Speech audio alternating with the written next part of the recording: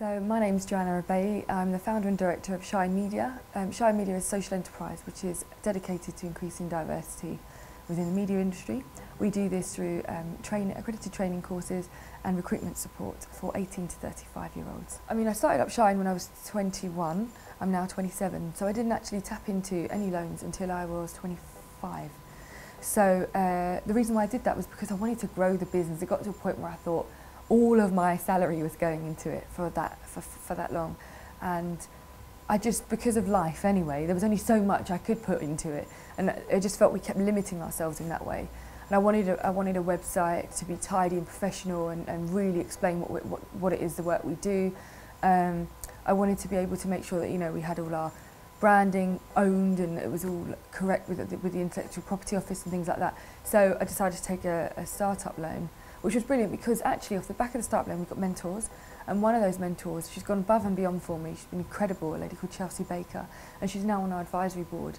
So she not only supports me through, like, quite hands-on with just the growth of the business, but she also supports me on the advisory board. I can call her anytime, and you know, even when you're having a bit of a breakdown and you're like, what's going on? She's really great at having a chat with you. She's also brilliant at helping you pitch for new business clients and things like that. So it has really grown us. And I think since having the website, because often we used to get asked, do you have a website? Do you have a website? And at the time we had a blog that looked okay, but nowhere near how, it didn't really demonstrate the hard work and the work that we were doing. So the business just, I think, looked a lot more professional once we had a big push of some income.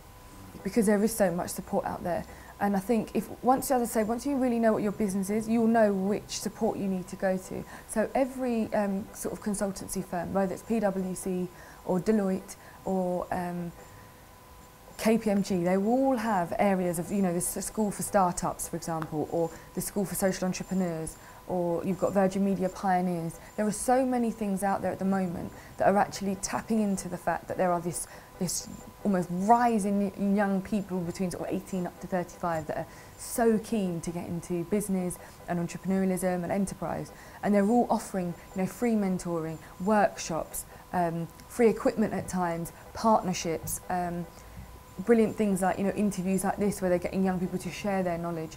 So there's tons of that. You can't get enough of that. So I think just, you know, really research, and surely one obvious place to start, even if it's not really for the financial backing, is through startup loans. And the reason why I say that is because James Khan obviously launched the initiative, but there's so many delivery partners, and around those delivery partners, they're all running incubator sessions.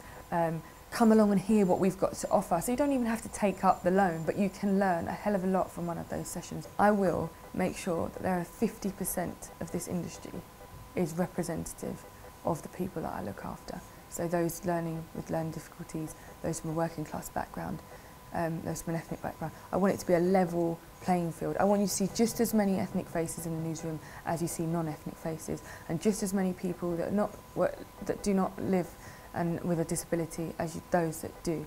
It needs to be fair. It needs to look like the society that we live in. So when we're on the tube and you see there's different people from different backgrounds, that's exactly what a newsroom should look like. That's exactly what a television production company should look like. If you are serving wide audiences as you are, that is definitely what your company should be made up of. Commercially it makes sense, and as far as I'm concerned, morally it makes sense. So hopefully before my time is done, 50%, at the very least, 50% of the industry will look like that.